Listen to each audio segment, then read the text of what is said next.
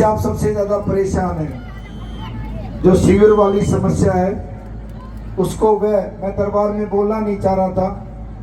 सबसे पहले ही आते ही उस समस्याओं को दूर करूंगा। पहले आपके शिविर अच्छे डलवाऊंगा, फिर रोड बनवाऊंगा अच्छे, और उसके बाद आपकी पानी की व्यवस्था अच्छी कराऊंगा। और विषय ठीक ठाक रहा तो आपका कम्युनिटी सेंटर भी बनवाऊंगा, ये भी वादा करते गए।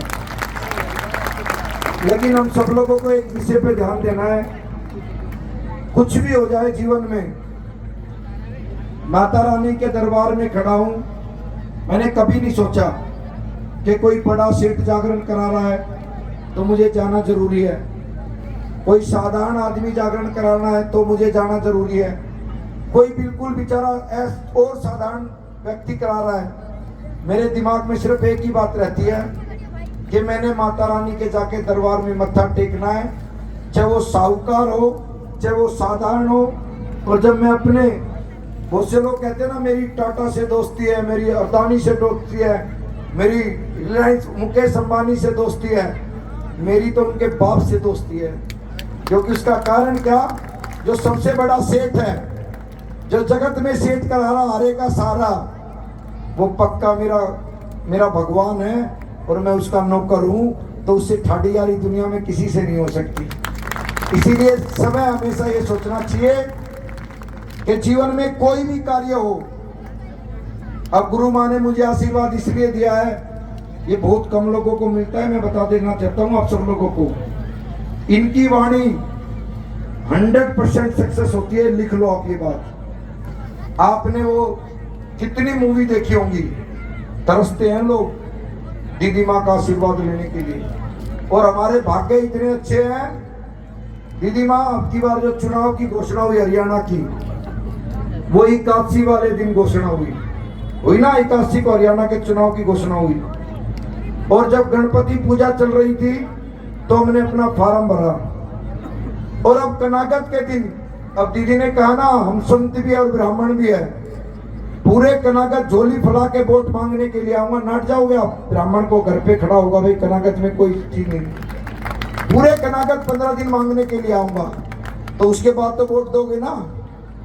ब्राह्मण अगर जब कनागत में खाली चला गया तो दीदी माँ बता सकती है कितना बुरा लगता है। पूर्वजों से ब्राह्मणों को खाली हाथ नहीं भेजना चाहिए, इसीलिए मैं आपसे झोली फैला के मांग रहा हूँ कि पूरे कनागत मांगूंगा। और फिर जिस दिन विजय श्री का आशीर्वाद मिलेगा, उस दिन सभी मां 9 ग्रह देवियों के दर्शन करूंगा, क्योंकि नवरात्रे शुरू हो जाएंगे जिस दिन रिजल्ट आएगा। और फिर विजय श्री जिस दिन हम बनाएंगे सब विजयदशमी, तो बड़ी धूमधाम के साथ मनाएंगे, हमें लगे कि वास्तव में अच्छा कार्य हुआ है।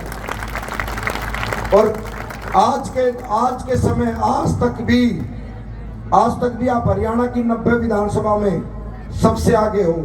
सिर्फ एक ही बात का ध्यान रखना है कि 15 घर इधर और 15 घर इधर, सबसे अपना संपर्क करना है।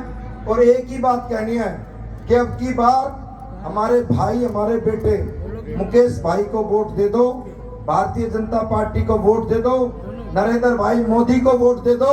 और आज भाग्य इसलिए भी अच्छे हैं दीदी माँ, आज देश के यशस्वी प्रधानमंत्री नरेंद्र भाई मोदी का जन्मदिन भी है।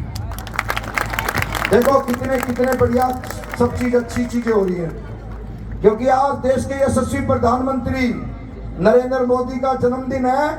इसलिए आप सब लोगों से ये मांगता हूं, आप सब लोग परिवार की तरह हम पे कृपा करना।